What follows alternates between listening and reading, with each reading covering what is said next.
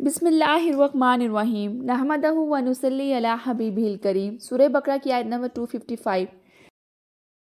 اللہ لا الہ الا هو الحی القیوم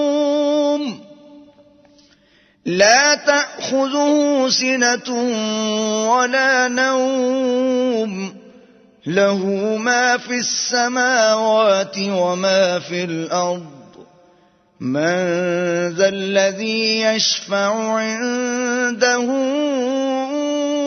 إلا بإذنه يعلم ما بين أيديهم وما خلفهم ولا يحيطون بشيء من علمه إلا بما شاء وسع كرسيه السماوات والأرض ولا يؤوده حفظهما وهو العلي العظيم۔ اللہ وہ معبود برحق ہے کہ اس کے سوا کوئی عبادت کے لائق نہیں، زندہ ہے، سب کو تھامنے والا، اسے نہ اونگ آتی ہے اور نہ نیند، جو کچھ آسمانوں اور جو کچھ زمین میں ہے سب اسی کا ہے۔ کون ہے کہ اس کی اجازت کے بغیر اس سے کسی کی سفارش کر سکے؟ جو کچھ لوگوں کے روبرو ہو رہا ہے اور جو کچھ ان کے پیچھے ہو چکا ہے اسے سب معلوم ہے، اور لوگ اس کی معلومات میں سے کسی چیز پر دسترس حاصل نہیں کر سکتے، ہاں جس قدر وہ چاہتا ہے اسی قدر معلومات کر دیتا ہے۔ اس کی بادشاہی اور علم آسمان اور زمین سب پر حاوی ہے، اور اسے ان کی حفاظت کچھ بھی دشوار نہیں، وہ بڑا عالی رتبہ ہے، جلیل القدر ہے۔ یہ جو آیت ہے یہ آیت الکرسی ہے۔ آیت الکرسی کا تو آپ سب کو ہی پتہ ہے، یہ قرآن مجید کی تمام آیات سے ایک عظیم آیت ہے، اور جس کی بڑی فضیلت جو ہے احد مبارکہ میں بھی ہمیں ملتی ہے۔ یہ اللہ کی صفات، جلال، اس کی شان، اس کی قدرت و عظمت پر مبنی نہایت جامع آیت ہے۔ سیدنا ابی بن کعب رضی اللہ تعالیٰ عنہ بیان کرتے ہیں کہ نبی کریم صلی اللہ علیہ وسلم نے ان سے پوچھا، اے ابو منذر، کیا تم جانتے ہو تمہارے پاس کتاب اللہ کی سب سے عظمت والی آیت کون سی ہے؟ کہتے ہیں میں نے جواب دیا، اللہ اور اس کا رسول ہی زیادہ جانتے ہیں۔ رسول صلی اللہ علیہ وسلم نے دوبارہ پوچھا، اے ابو منذر، کیا تم جانتے ہو کہ تمہارے پاس کتاب اللہ کی سب سے زیادہ عظمت والی آیت کون سی ہے؟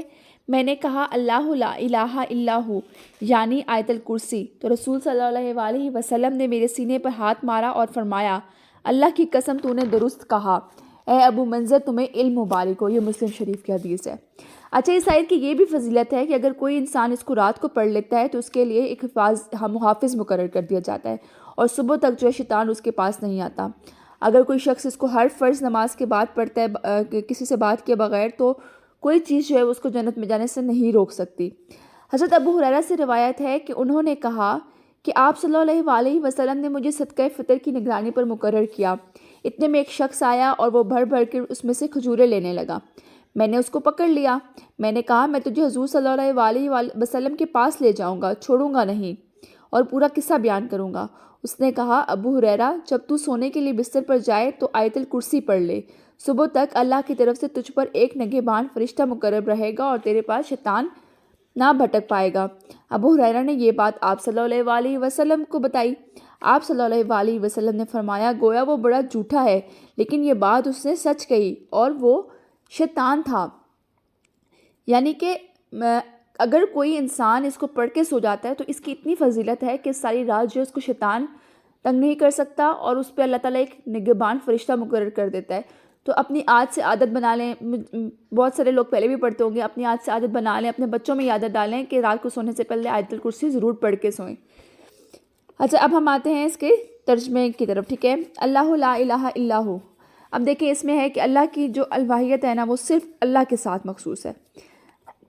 معبود جو ہے وہ صرف ایک ہی ہے، اس کے سوا کوئی بھی معبود نہیں، کوئی عبادت کے لائق نہیں ہے، صرف اللہ ہی عبادت کے لائق ہے۔ الحی، الحی کا مطلب ہے کہ وہ ہمیشہ سے ہے اور وہ ہمیشہ رہے گا، نہ اس کی کوئی ابتدا ہے نہ اس کی کوئی انتہا ہے، اس کے سوا کسی میں بھی یہ خوبی نہیں ہے۔ کسی جو بھی ہوتا ہے اس کی کوئی نہ کوئی ابتدا تو ہوتی ہے، اس کی کوئی انتہا ہوتی ہے، لیکن آپ اللہ تعالیٰ کی جو ہے کوئی نہ ابتدا ہے نہ انتہا ہے۔ سیدنا عمران بن حسین رضی اللہ تعالیٰ عنہ بیان کرتے ہیں کہ رسول صلی اللہ علیہ وسلم نے فرمایا، اللہ ہمیشہ سے ہے اور اس سے پہلے کوئی چیز نہیں تھی۔ بخاری شریف کی حدیث ہے یہ۔ القیوم، القیوم کا مطلب ہے کہ وہ کسی سہارے کے بغیر خود قائم ہے اور دوسروں کو بھی قائم کیا ہوا ہے اس نے، اور تھامنے والا ہے۔ انسان جو ہے وہ ہر چیز کے لیے اللہ کا محتاج ہے۔ ایک لمحہ اللہ کے تھامنے کے بغیر انسان زندہ نہیں رہ سکتا۔ اس کے دل کی دھڑکن، سانس کی آمد و رفت، خون کی گردش، نیند اور بیداری، حتیٰ کہ زندگی موت جو ہے وہ کچھ بھی انسان کے ہاتھ میں نہیں ہے، سب کچھ اللہ کے اختیار میں ہے۔ لَتَأْخُذُهُ سِنَةٌ وَلَا نَوْمٌ، یعنی اللہ کو ذرا برابر اونگ یا نیند اپنی گرفت میں نہیں لے سکتی۔ اگر اللہ کو اونگ یا نیند جو ہے اپنی گرفت میں لے لے تو نظام کائنات کیسے چلے گا؟ اب دیکھیں، نیند جو ہے وہ ایک قسم کی غفلت ہے۔ نیند میں آپ جو ہے وہ غفلت میں چلے جاتے ہو، تو اللہ تعالیٰ جو ہے وہ اس کی ذات و غفلت سے پاک ہے، وہ ہر وقت نگران ہے، وہ کسی وقت بھی غافل نہیں ہوتا۔ لَهُ مَا فِي السَّمَاوَاتِ وَالْأَرْضِ، آسمانوں اور زمینوں کی تمام اشیاء کا واحد مالک ہے، اللہ کا ہی ہے جو کچھ آسمانوں اور زمینوں میں ہے۔ مَنْ ذَا الَّذِي يَشْفَعُ إِلَّا مِنْ بَعْدِ إِذْنِهِ، کوئی اس کی اجازت کے بغیر سفارش نہیں کر سکتا۔ سیدنا ابو ہریرہ سے روایت ہے کہ رسول صلی اللہ علیہ وسلم نے فرمایا، میں عرش کے نیچے آ کر سجدہ ریز ہو جاؤں گا جب تک اللہ چاہے گا، مجھے حالت سجدہ میں رکھے گا، پھر مجھ سے کہا جائے گا، اے محمد اپنا سر اٹھاؤ اور کہو، تمہاری بات سنی جائے گی، سوال کرو تمہیں عطا کیا جائے گا، سفارش کرو تمہاری سفارش قبول کی جائے گی، چنانچہ میں سفارش کروں گا تو میرے لیے ایک حد مقرر کر دی جائے گی اور میں اس کے مطابق لوگوں کو جہنم سے نکال کر جنت میں داخل کروں گا۔ یہ بخاری شریف کی حدیث ہے۔ یعنی کہ اللہ تعالیٰ کی اجازت کے بغیر آپ صلی اللہ علیہ وسلم کی سفارش جو ہے وہ نہیں ہوگی، لیکن اس حدیث سے یہ بھی پتہ چلتا ہے کہ آپ صلی اللہ علیہ وسلم جو ہیں وہ سفارشی ہوں گے اپنی امت کے لیے، ٹھیک ہے۔ یعلم ما بین ایدیہم وما خلفہم، وہ جانتا ہے جو اس کے سامنے ہے، جو اس کے پیچھے ہے۔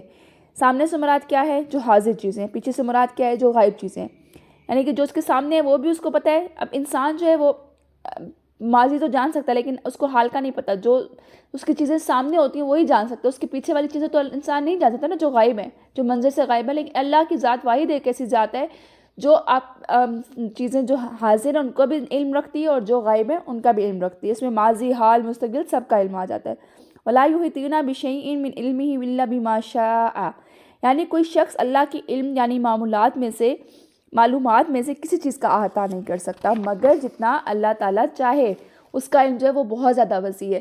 حضرت موسیٰ علیہ السلام جو تھے ان کو علم حاصل کرنے کا بہت شوق تھا، تو اللہ تعالیٰ نے حضرت موسیٰ علیہ السلام کو حضرت خضر کے پاس بھیجا کہ تم ان کے ساتھ رہو اور علم حاصل کرو۔ تو وہ دونوں کشتی پہ جا رہے تھے، تو انہوں نے ایک چڑیا آئی اور چڑیا نے اپنی چونچ میں ڈالی دریا میں، تو حضرت خضر نے کہا کہ دیکھو اتنا جو یہ دریا ہے نا یہ سب علم ہے، اور ہم جو ہے نا چڑیا کی چونچ کے برابر ہمارے پاس علم ہے، یعنی کہ اللہ کے پاس ہر چیز کا وسیع علم ہے، اور اللہ تعالیٰ جو ہے انسان کو اتنا ہی علم دیتا ہے جتنا وہ چاہتا ہے۔ واسع کرسی السماوات والارض، اللہ کی کرسی اتنی وسیع ہے کہ اس نے زمین اور آسمان کو اپنے احاطے میں لیا ہوا ہے۔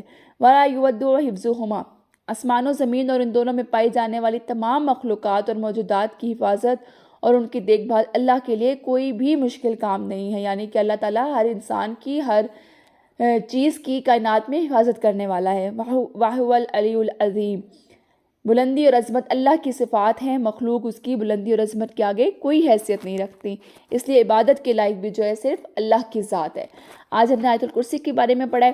آیت الکرسی کی فضیلت جو ہے وہ بہت ساری احادیث سے ملتی ہے۔ اپنی عادت بنا لیں آیت الکرسی پڑھنے کی، سونے سے پہلے لازمی، اور اپنے بچوں کی بھی عادت بنائیں۔ جزاک اللہ خیر کثیرا۔